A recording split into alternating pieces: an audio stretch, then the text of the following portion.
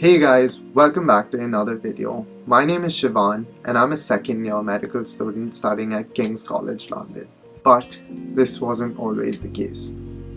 At one point, I was a high school student applying to medical school, hoping to get accepted, but I had to face rejection. But before we get further into the video, I want you to go check out my channel. I make videos about medical school and university and basically get into medical school videos, vlogs, day in the life videos, things like that. Go check them out. If you like them, if you find them interesting, hit that subscribe button and follow me for more videos. Anyway, back to this video. Like I was saying, rejection. I did have to face rejection from a few medical schools that I applied to. So today what I'm going to do is I'm going to sit here and I'm going to think of the reasons why I didn't get accepted to these medical schools. And hopefully there's something to learn from this about the decision-making process of the universities, about your applications process, and hopefully there's something to learn from the mistakes that I made. Anyway, without any further ado, let's get into it. So, let me tell you a bit about my whole applications process and how the rejections happen. So basically I applied to 4 universities: King's College London, Newcastle University, the University of Edinburgh and the University of Sheffield. I went ahead to get interviews from 3 out of these 4 universities: the University of Sheffield, King's College London and Newcastle University. Unfortunately, I got rejected pre-interview from the University of Edinburgh. Following this, I gave my 3 interviews and I got offers from King's College London and Newcastle University. However, I got waitlisted and then rejected from the University of Sheffield. Sad, but things worked out, so it's fine. I had 1 pre-interview rejection and 1 post-interview rejection, and that's perfect for this video because it allows me to explore all the possible reasons that one might not get into a university or into a medical school. So let's do this medical school by medical school. So first of all, we'll start with the University of Edinburgh, my pre-interview rejection. So there are a few reasons I think I may not have got into the University of Edinburgh. The first reason is that my IGCSE performance wasn't up to the level that they wanted it, and especially compared to all the other applicants. So in IGCSE I had 6 A stars, which is already not amazing, it's pretty average, and I had a B as well, which caused me to really lose out. Here what I had to learn was that I didn't make the best subject choice when I took art and design, the subject I got a B in, because I had to put in a lot of effort to a low yield subject and I didn't get the grade that I wanted. So if I went back in time, which obviously I can't do, but if you are in this position, I'd suggest choose, if the subject is not directly related to medicine, choose one that will allow you to score well and will set you up in a good position to get into medical school. Then another reason I think I may not have made it here is because of my situational judgment score. So I got a band 2 in situational judgment even though my UCAT score was pretty good, and the University of Edinburgh didn't have interviews before 2020 entry, and therefore they gave a lot of weightage to the situational judgment part of your UCAT. And even though they introduced interviews, I think this tradition may have continued and me getting band 2 may have caused me to lose out.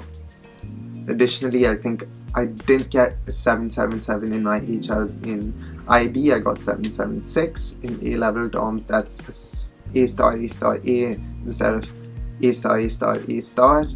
So my predicted grades may have been a sort of, weakness as well. Although A star A is not a weakness for 776, having 777 may have helped me out. But overall, I think the University of Edinburgh is just a very competitive university for all students, but especially for international students, as I saw a few applicants at my King's interview and at on the student room and at practice interviews, and I'm really not surprised because I was competing with the best of the best. Now, let's talk about my second rejection, and that was at the University of Sheffield. This was my post-interview rejection. So, here, I think there were a few clear reasons why I didn't do that well and didn't get in. And obviously, all of them are interview related. The first one is that I think my answers were over-prepared for my interview. They sounded very rehearsed, they sounded like they were scripted, they sounded like I had memorized something rather than me genuinely giving on-the-spot answers. And basically the guidelines for the interview on the interview day were that we want to see your personality, we want to gauge what you're like as a person rather than hear right or wrong answers. And me sounding so rehearsed really must have caused me to lose out. So don't over prepare and practice by speaking, not by writing, and yeah, that should benefit you. Another reason I may have lost out is because my answers were kind of uninspiring. They were superficial and they required more depth and more reflection. If you reflect enough on any interview question, you can think of an answer that's good and unique enough to really impress the interviewer. So, I mean, you want to impress the interviewer, but you also want to be genuine. But the reflection is part of being genuine. Yeah, I would have definitely added some more depth to my answers if I could go back in time. And the third reason I think I didn't do so well in this interview is because I was also underprepared. I was underprepared for some of the more practical aspects of the interview, although I had over-prepared for the question and answer parts.